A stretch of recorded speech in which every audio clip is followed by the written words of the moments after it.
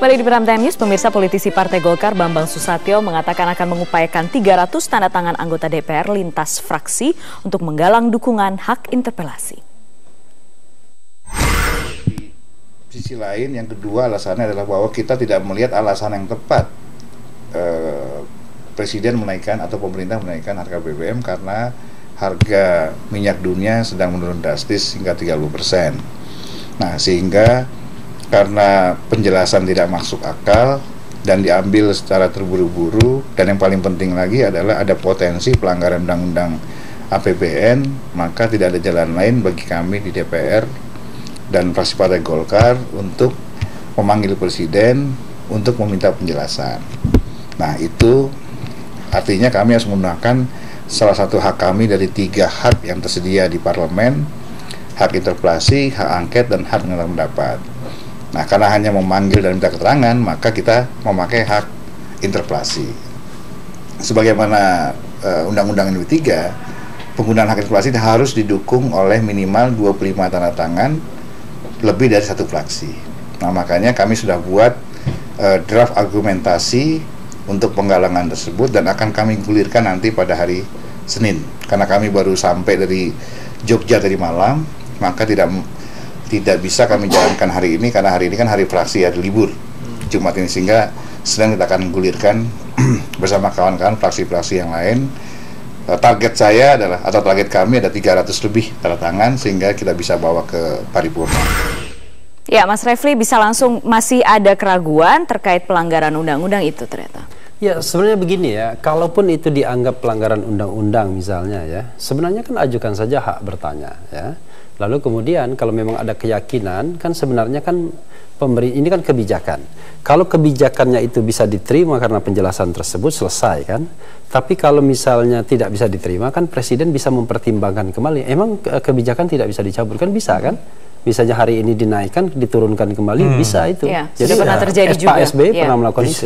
Tapi untuk pendidikan publik, bahwa kalau kita bicara mengenai imajinasi politik tingkat lanjut begitu, tidak ada ceritanya sebuah kebijakan itu bisa dikriminalkan dalam rangka interrelation antara DPR dan Presiden. Kalau kita bicara hak menyatakan pendapat yang berujung pada impeachment misalnya, kan jelas di situ melakukan pelanggaran hukum berat ya, berupa pengkhianatan terhadap negara, korupsi, suap, dan tindak pidana berat lainnya, atau perbuatan tercela dan tidak lagi memenuhi syarat. Syaratnya itu tidak berkhianat, warga negara, dan tidak pernah jadi tidak mungkin ujungnya ke sana. Jadi ujungnya itu tidak ada karena sudah ditutup di sana. Nah, kalau seandainya ujungnya tidak ke sana lalu kemudian tujuannya hanya meminta keterangan, kan ini jadi menarik, ngapain gaduh.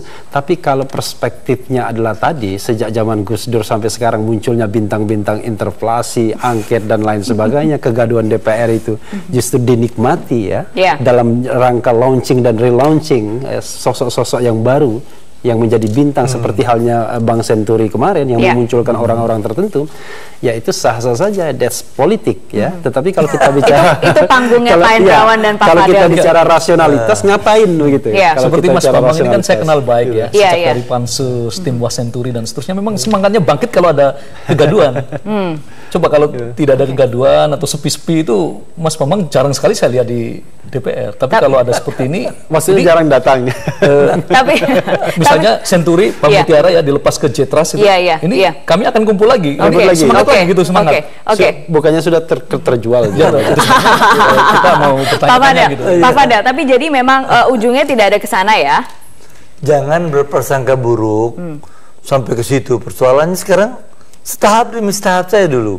Sekarang yang setahap demi setahap berarti ujungnya ke sana dong. Iya. Persoalan yang ada sekarang adalah persiapkan jawaban yang baik, jelaskan kepada masyarakat, kepada rakyat, sehingga seluruh orang mengerti ini alasan dibalik ini, keuntungannya apa, kelebihannya apa, kelemahannya apa. Ini yang harus kita hadapi dulu. Jangan terus, wah nanti bahaya ke sana, nanti turun. Jangan. Oke, baik, jangan. Baik. Ini kan ada proses yang mesti dilewati. Pak Hendrawan? Yes. Ya, jadi bahwa tidak perlu ada kekhawatiran. Sudah dijanjikan nih Pak Fadel. Jadi begini, DPR sebagai institusi sekarang berkonsentrasi untuk merubah Undang-Undang MD 3. Itu sudah disepakati bersama oleh pimpinan DPR dengan 10 pimpinan fraksi. Sudah ditandatangani. Itu sebabnya fokusnya adalah kerja badan legislasi. Kemarin Menteri Hukum dan HAM sudah datang dalam pertemuan di Balik dan sepakat untuk merubah undang-undang ini melalui jalur non-prolegnas. Berarti maksud Anda kalau misalnya Senin mau diajukan, mau mulai mengumpulkan 300 tanda tangan seperti kata Pak Bambang tadi, terlalu terburu-buru? Teman-teman konsentrasinya pada badan legislasi. Kemudian jadi menurut Anda jangan tidak lupa, mungkin dalam hari kerja DPR ini sebelum reses hanya tinggal 11 hari. Itu sebabnya setelah itu masuk masa reses. Kita ingin mengakhiri tahun ini dengan husnul khotimah. Amin. Ya, dengan baik. Kebersamaan Bersatu, terbangun, selesai, semua beres kearifan gitu ya. kolektif terbangun. Sudahlah, jangan gaduh-gaduh gitulah. Terus nanti tahun baru, tahun 2015 kita masuk dengan semangat baru, dengan kebersamaan dan kearifan baru. Makanya PDIP cepat-cepat aja, udah. Ternama. Jangan terlalu lama-lama. Pak Fadel, kalau tadi yang dikatakan Pak Bambang bahwa Senin itu memungkinkan tidak sih? Atau memang sudah disiapkan? Ya, sudah disiapkan. Tapi kan tidak perlu harus sebanyak itu. Berapa aja yang ada, sudah cukup. Berarti tetap bisa fokus untuk dua hal itu ya? Untuk menyelesaikan kegaduhan di dalam dan juga... yang ini juga dua-dua. Oh gitu, dua-dua. Paralel, Tapi paripurna itu harus. Iya, paripurna, betul. Cuma 25 paripurna dulu. Nanti ketika paripurna, kubu yang lainnya ribut, tidak datang dan lain sebagainya. Pak Indrawan siapkah? Sudah menjadi kesepakatan konsentrasi kita revisi undang-undang MD3 dulu. Bukan interpelasi. Ya? Iya, jadi supaya jangan mari kita hargai komitmen kita. Tapi ini kalau Senin kalau jadi siapkah? Siap. Kalau hanya 25 orang, Senin bisa saja. Tetapi kan sekali lagi Senin itu kami baru bersepakat membuat tahapan harmonisasinya. Ya, tanggal hari Selasa menurut saya sudah ada, Senin besok ada panja revisi, kemudian Selasa sudah mulai konsinyering Pak Fadel, sehingga semua bisa tepat pada waktunya diselesaikan. Baik, di sini bersepakat untuk tidak bersepakat ya. Bersepakat untuk begitu. Membangun komitmen bersama, meningkatkan citra dan kinerja DPR. Ini MD3. Terima kasih Pak Indrawan, Mas Refli, Pak Fadel sudah bersama kami di Prime Time News.